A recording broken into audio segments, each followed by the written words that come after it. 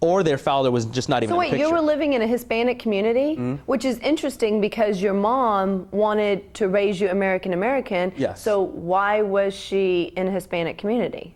Because that's the house that they can afford, was in the Hispanic community. It just so happens that in our culture, oftentimes the lower priced homes are in Hispanic or black communities. Right. Well, which is interesting because it would seem that your mom would try and shy away from that if she was so desperate to raise you American. But then you put the whole financial aspect in there, and that changes everything. So did your mom have Hispanic friends? She had I think one or two friends. I remember Isabel was one of her close friends, and they used to sit and gossip at the table for hours. So her and Isabel, Isabel is a Latina, and a woman named Dora. Other than that, all her friends, Susanna, Susan, Betty, American. They were all white American ladies. So what did you think seeing all that? Did it make you feel ashamed to be Hispanic? Did it make you want to embrace it? Did it make you want to embrace being an American? I don't think, I just kind of felt this aura of feeling different. Like in pictures, for example, when we would have family portraits, like once my dad left when I was in my adolescence, and we would take family portraits, my siblings, my 4 siblings, and my mother and I look like I'm adopted in the pictures because they're all half Irish. So all my siblings are all half Irish. One of my sister's skin tone very close to yours. And so I just always felt different. That's about the best I can explain it. I never really felt bad. So to this day, do you still feel different? I'm starting to adjust more to being, well, for example, I was in a taco stand the other day. And I was in the taco stand, and here walked in these white American ladies, and then the people behind the counter were these short, very dark-skinned Mexican ladies. Right. So there I was standing between these two, and I literally wanted to say out loud, I'm the bridge. I'm the bridge between these people here. Right. Between the non-English speaking Mexicans, between the white Americans, somehow there's a chasm and I'm it. That's kind of how I feel there. But growing up feeling different, how did that affect you? Because when you're growing up, you're already not quite sure of things. But to add the not quite sure of things back at the home front, how did that affect you growing up? I don't think, well, for one thing, I don't think it had any adverse effects. Other than feeling like, when I go, like, for example, I visit my friends, and their parents, their Spanish-speaking parents, would refer to me as Güero, which means white boy. So I'd call up and they would say, hey, Mario, your friend Güero is on the phone. Or my friend Juan's family would say, hey, Güero's coming to visit you. But that didn't make you feel a certain way when they're calling you white boy? It just made me feel out of place. They let me know they let me know that I was different. They always welcomed me. All my friends' families have always been very good to me, but they definitely made it a point to acknowledge that I was different and I couldn't communicate with a lot of my friends' parents. So I just basically, my communication with a lot of my friends' parents growing up was hi and bye, basically. Right. But that's difficult to go into this house, although they're welcoming to you, not be able to carry on a conversation. Yeah. Oh, definitely. And my own grandmother, my dad's mother, who I believe is still alive, I've never really had a conversation with her because she doesn't speak a lick of English. So even as a little boy, when I go spend the weekend over there, my parents would send me over there. I mean, I would spend the weekend with this lady, and we had no communication at all other than... What would you do? Well, I'd watch TV, good old TV, and she would... The whole weekend? Or I'd play outside. No, we couldn't talk about it. She might say, ¿Quieres comer?, which means, are you hungry? Right. Or está frío, which means, like, are you hungry? And I remember she used to do this thing. I would say, yeah, está frío. I would say, how cold? And she'd do her hands like this, and she'd go like this, and then she'd put her hands on me.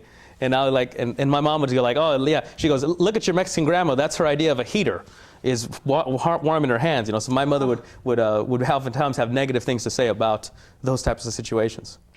Oh, that's sad. Isn't that so sad? I'm going to cry on the Jessica show. Yeah, I don't think so.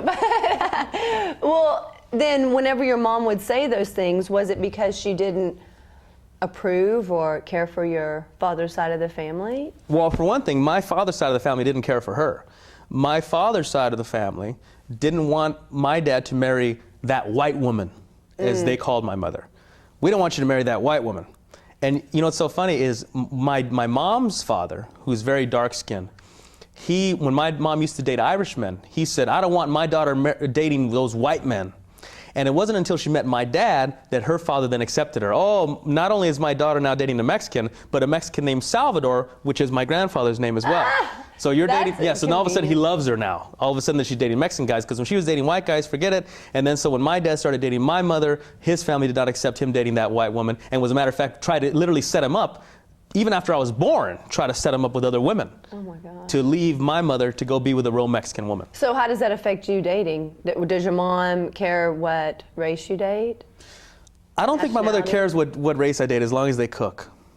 So nationality doesn't matter? No, as long as they make me dinner, that's all my mother would care about. You know, she's not into these, what she would call these modern day women that don't like to cook for their men. You know, she has a hard time with that, regardless of the race. So right now the last two, actually literally for the last 7 years, I've dated exclusively within my race, or rather out of my race, except for one Latina I dated. Other than that, the rest have all been white American girls. I was engaged to a white American girl. So you just tend to be attracted to white American girls, or you're just attracted to the person? I'm attracted to women. And it just so happens, based on geography, where I live and work now, is a high preponderance of white American ladies, versus where I was growing up, a high preponderance of Latinas. So I dated exclusively Latinas until I was about 21. So it's just convenience. Yeah, yeah, well, basically. I mean, my last girlfriend lived 3 miles away. My current girlfriend lives next door. That's convenient. That's really convenient. Jesus said, love your neighbor. She took it literally. That's really convenient. So, how is your relationship with your father now? He left when you were adolescents. Did you keep in contact with him at all between your adolescence and now? My father left, my parents got divorced when I was around 10 or 11. My dad moved out, remarried, and then eventually ended up in Ohio. We didn't speak for about 10 years, he and I. Well, Was that on your part or on his part? maybe both. I think he had just about given up. I was very much, my mother basically said in so many words, you either love him or me, after they had divorced. And of course I said, okay, Mom, you know, I love you, and you stay So she with me. basically made you choose? Oh, that's very common after a divorce for parents to put the kid in the middle. You know, the kid is a pawn, you know. So basically, I always thought my dad would kidnap me and take me to Mexico. My mother would say, all right, well, if your dad's going to come and take you away for the day to the park and go get a Slurpee and go get a Big Mac, which is very common, be careful. He might try to take you to Mexico. Now, did your dad go back to Mexico? No. No, I don't think my dad ever had any intention of going back to Mexico to live. But your mom thought that he did. Yeah, well, my mother is you know, a conspiracy theorist. So she thought, oh, my dad's going to take me to Mexico, and that's it. She's never going to see me again, you know.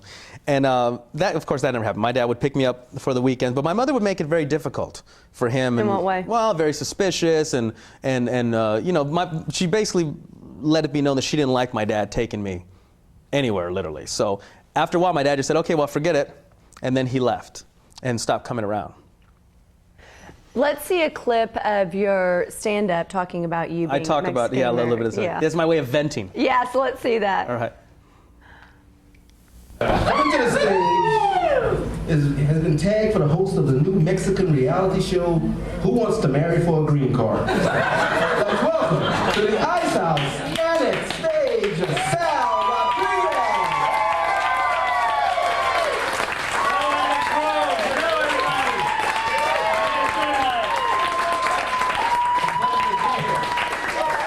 Thank you very much.